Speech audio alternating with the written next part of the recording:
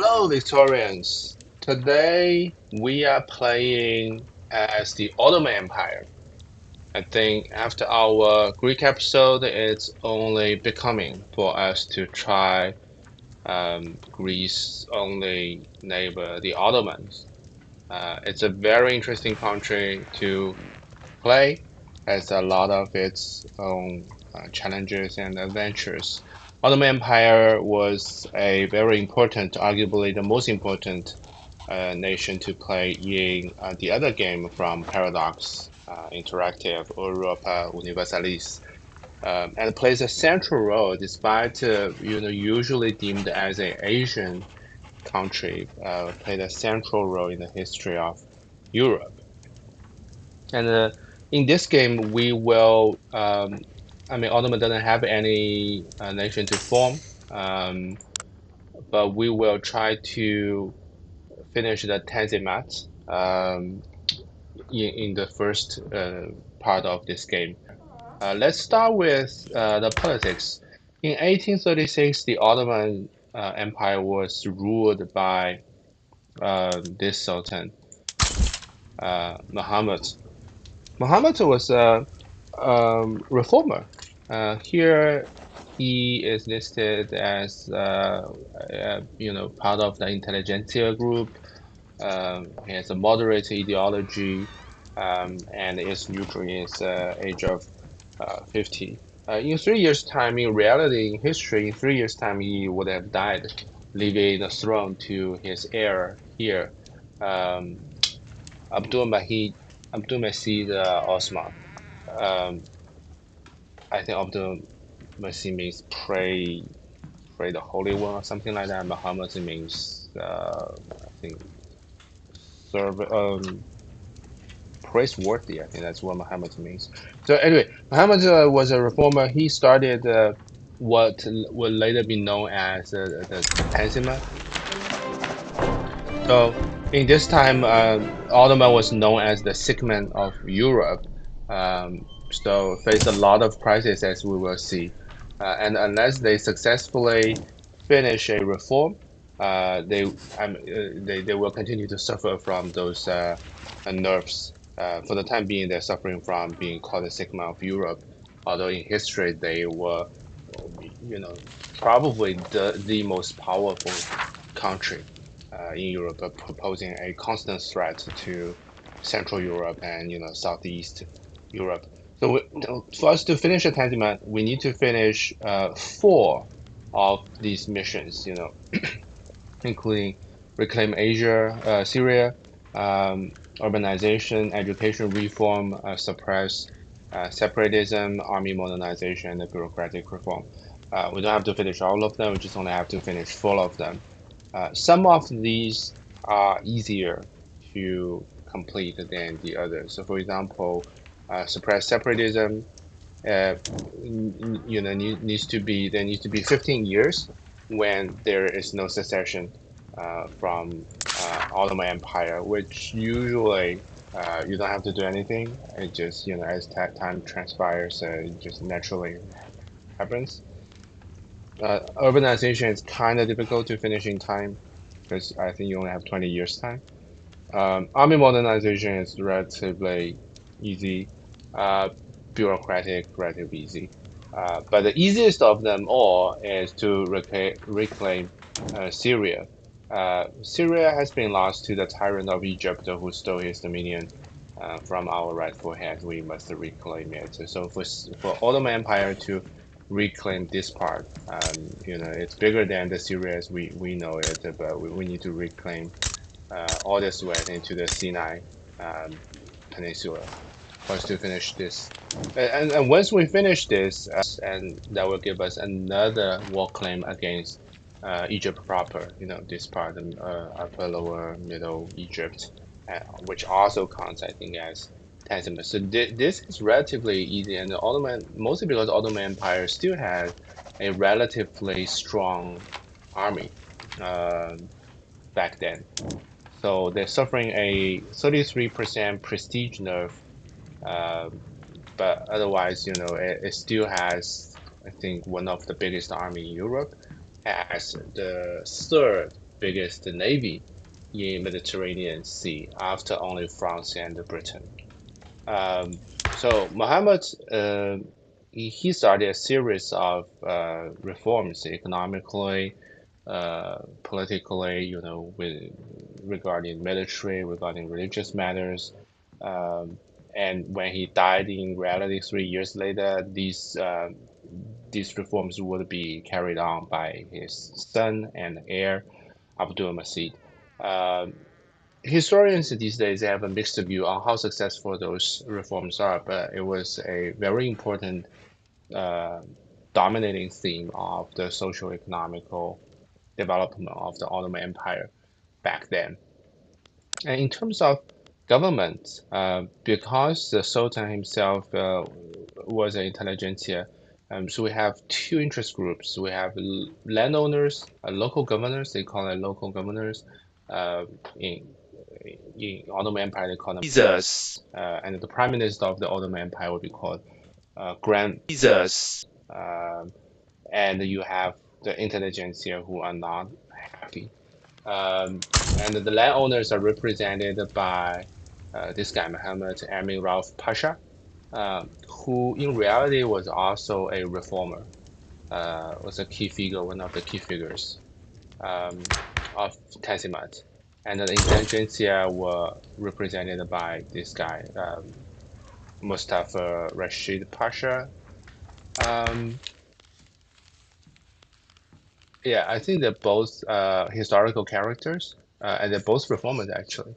Then you have the, I mean, these five. I think the marginalized interest group, they don't have historical characters as their leaders. But Armed Force, this is also a historical figure, as well as a reformer, a supporter of the uh, Tanzimat. He was the military leader, but interesting, he is not from army. He's a admiral. He's from the navy. Um, this one representing the church, and this one representing um, the rural folks, the peasants. So they are all pretty reform oriented. Like Mustafa Asim, he was scholar. He was like the chief scholar of in Ottoman Empire. They have this role and the chief scholar. I think called Sheikh al-Islam. And he's a phenomenal scholar and outstanding, Islamic scientist, but had a pretty turbulent political career. Um, and this guy, Bushati, he he was Albanian. So there was a couple of important statesmen in the Ottoman Empire that have a Albanian background. The other one is the Egyptian ruler, uh, Muhammad Ali. Like you can see, he's also Albanian. They were from Albania. I think back then are called Epirus. Um, and they served the Ottoman Empire, and the Egyptian ruler Muhammad, he was sent by the Ottoman Empire to um, take back Egypt from Napoleon, from to fill the vacuum left by the withdrawal, the retreat of Napoleon. Napoleon, as you probably know, had a expedition to Syria and Egypt, but then wasn't particularly successful, and then he kind of abandoned his army and went back to France. Started a coup there, etc., etc. And someone said that the more romantic version was that he was missing his wife. But anyway, Muhammad was sent by the Ottoman Empire to as a military leader to take back Egypt, and then he ended up becoming the ruler of Egypt. And as soon as he managed to tighten his grip of Egypt, he turned against the Ottoman Empire. He was an Albanian, but that's a separate story.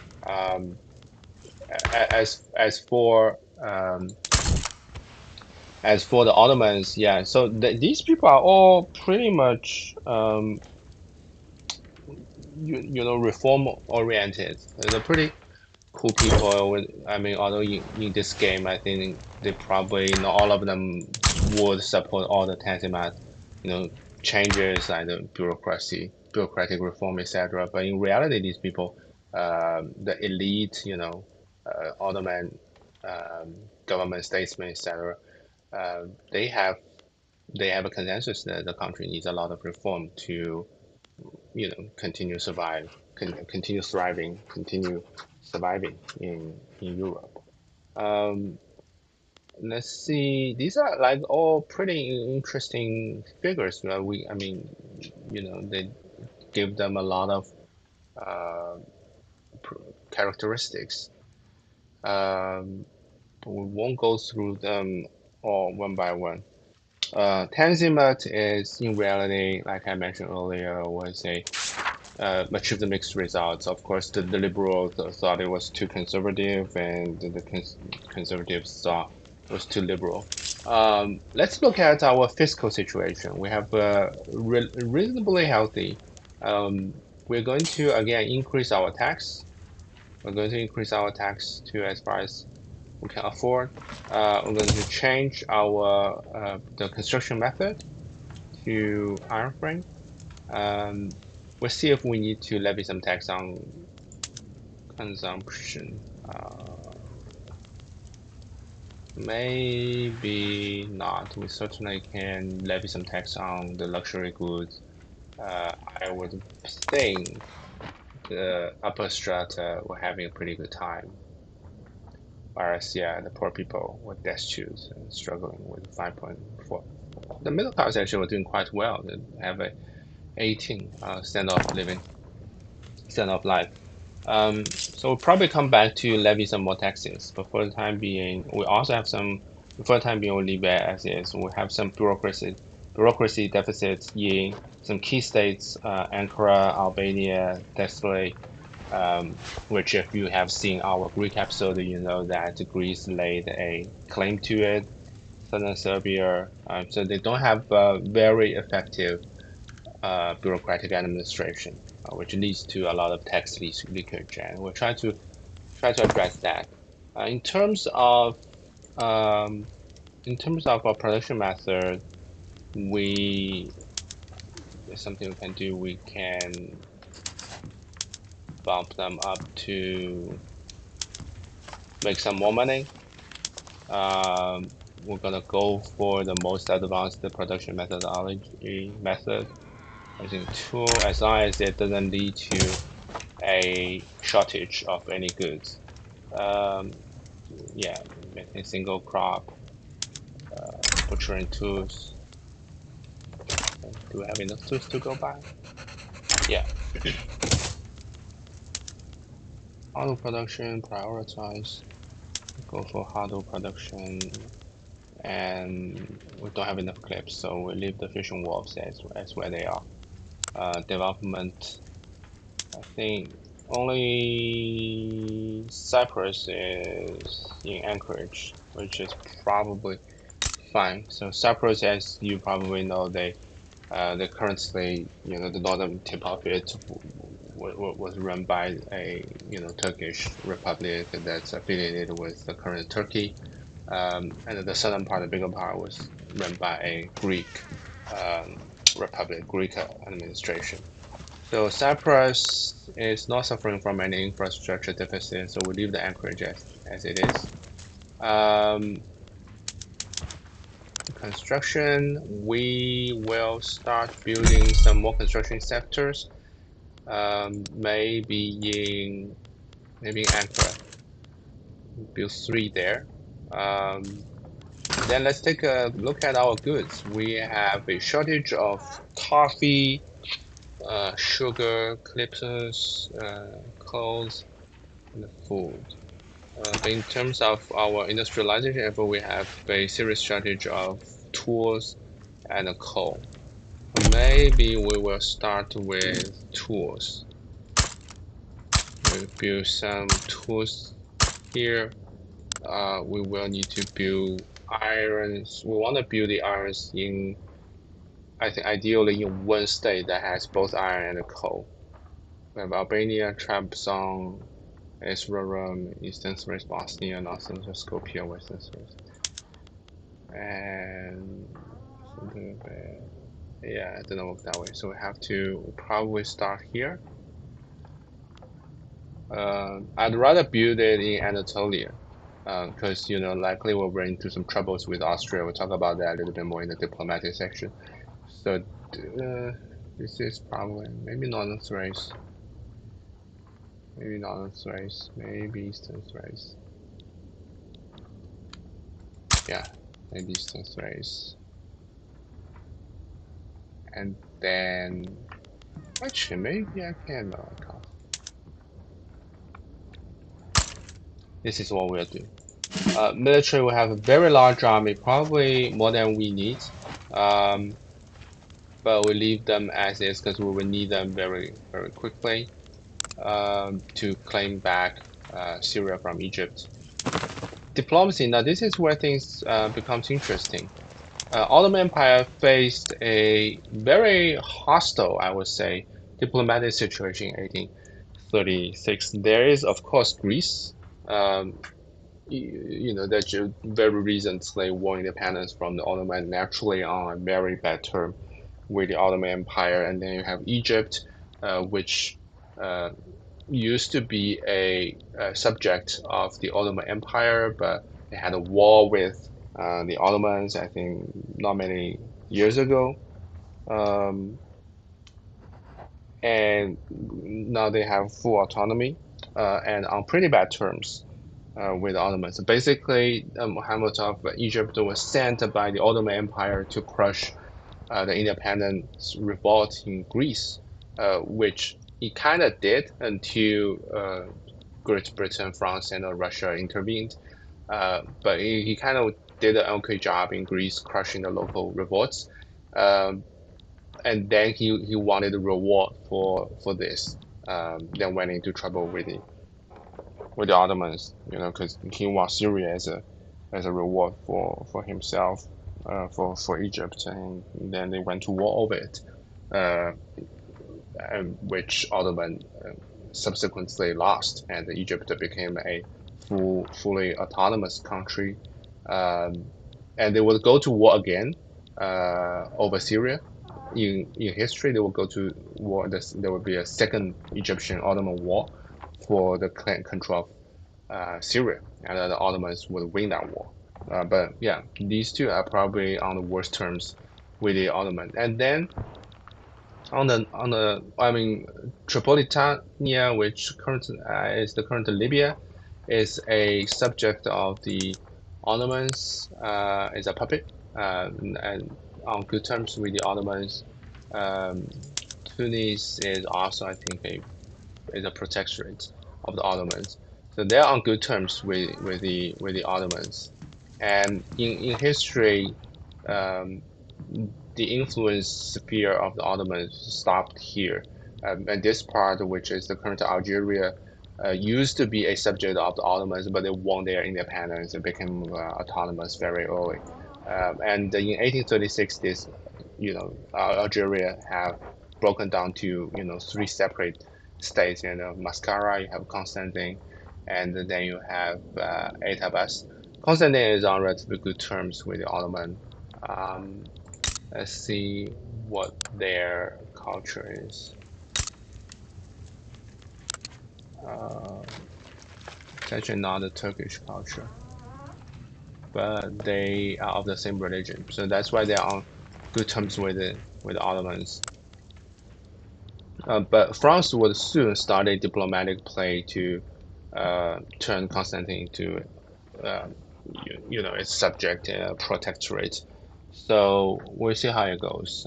In the beginning of the game, the Ottomans, I think naturally they wouldn't want to see that, but they probably won't have the power, the resources to stop the France from doing that. France in 1836 was the second most powerful country in the world, second only to Great Britain. Then comes the relationship with, I think, the northern neighbors. I mean, first is Persia. Ottoman and Persia have gone to a war a couple of years earlier. Um, so not necessarily on, not couple of years earlier, like 100 years earlier. So not necessarily on good terms, but not entirely bad. And these three countries, Moldavia, Wallachia, and Serbia, they are all subjects of the Ottomans, but they are not on very good terms with the Ottomans. But because 1836 is where nationalism started budding in the Balkans, and Moldavia and Wallachia, will eventually become Romania. So they want independence from Serbia. Yeah, similarly, they have different culture, different religion. These are all, I think, Christian countries. So despite being a subject of the Ottomans, uh, they want independence, and naturally they are seeking support from Austria and Russia, both of which are Christian countries. Um, so they're not on very good terms with the Ottoman Empire, but they serve as subject as well as a buffer zone between Ottoman and Austria. So Austria is, in the past they have, as I mentioned in the Greek episode, they have a very ambivalent relationship with the Ottoman. They have gone to war multiple times. Um, Actually, the two wars between the Austria and Ottomans are the defining events for Ottoman's European ambition. The first one that took place in 1529, that was the first Vienna siege, and the second one took place in 1683. That was the second Vienna siege. So the first one marked the Ottoman Empire's European expansion stopped, and the second one in 17th century, late 17th century, marked the beginning of Ottoman Empire's decline.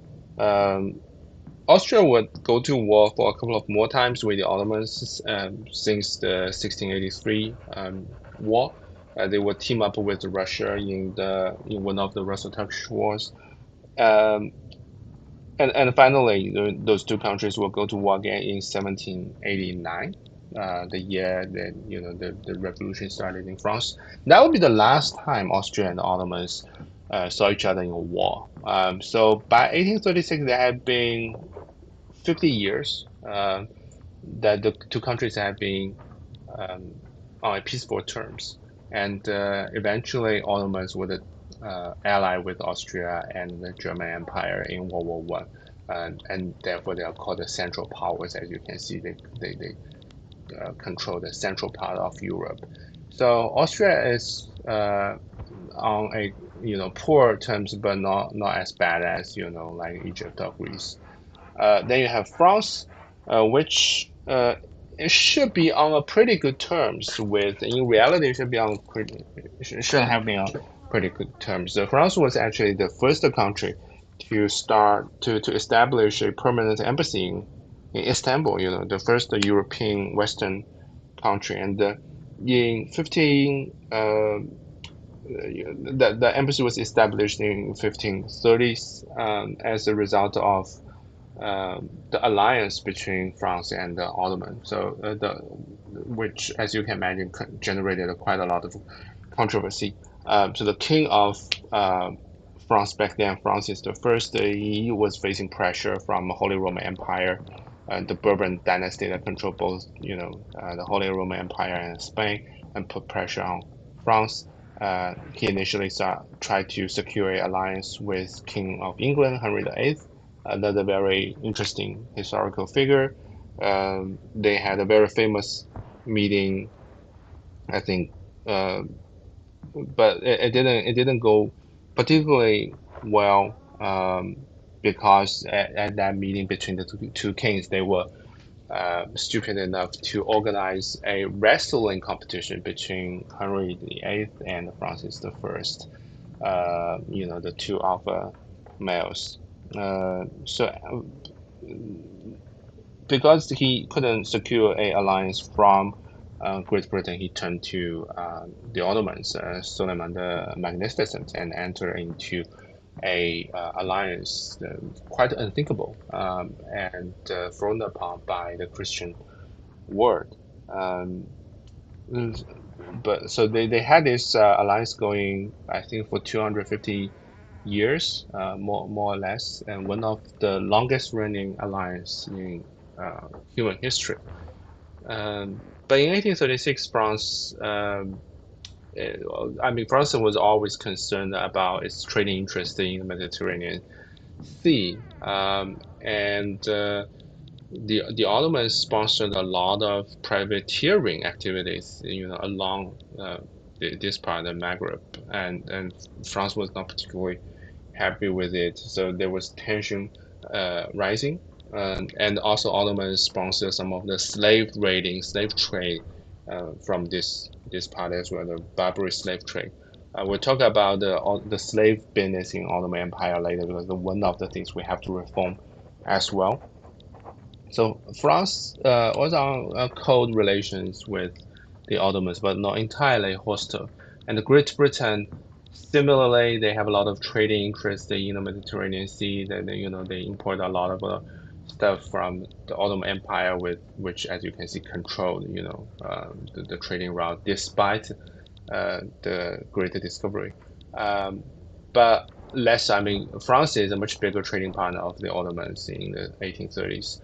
Great Britain started engaging with the Ottomans, I think, because they are one of the mediators of the Great Turkish War, the war between Russia and the Ottoman Empire. And the Treaty of Callaway was mediated by Great Britain, and that was like for a very long time.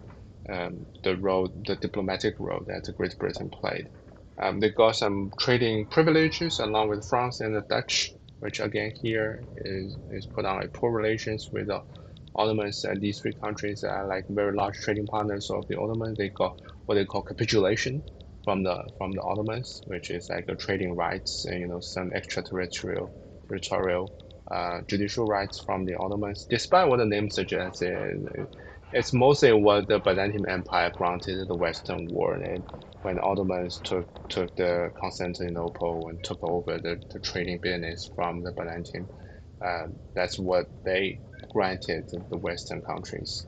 Um, and then that really leaves the gorilla in the room. That's Russia, probably the nemesis of the Ottomans. So in history, Russia and Ottomans went to war for 12 times, you know, between 16th century, um, when the Ottoman Empire, when their European expansion was stopped by Austria.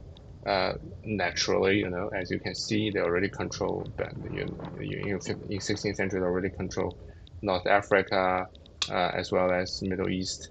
Um, when this part they were checked, that they turn against Russians. So I guess they have a big problem with each other for quite some reasons. I mean, the Ottomans, of course, they conquered Constantinople, uh, and Russia see itself as the successor to Eastern Roman Empire. They call themselves the Third Rome. I think the nephew of the last emperor of the Byzantium, uh, she fled when Constantinople fell. She fled and married uh, the prince of Kiev, or Rus. Anyway, and that's why Russia claims the descendants from the Eastern Roman Empire. So the different religions, Russia is Orthodox country, Ottoman is, of course, a Muslim country. There were a lot of, um, I wouldn't say a lot of it, but there was like a quite common like uh, persecution of Christians in Balkans, I think in Ottoman Empire, but in general, but particularly in Balkans, and Russia proclaimed itself as the protector of all Orthodox Christians in Balkans. That also put a lot of tension. Russia has a expansionist policy. They have been grabbing land in a lot of in Balkans, in Caucasus. Uh, Later, they would push into Central Asia. They would have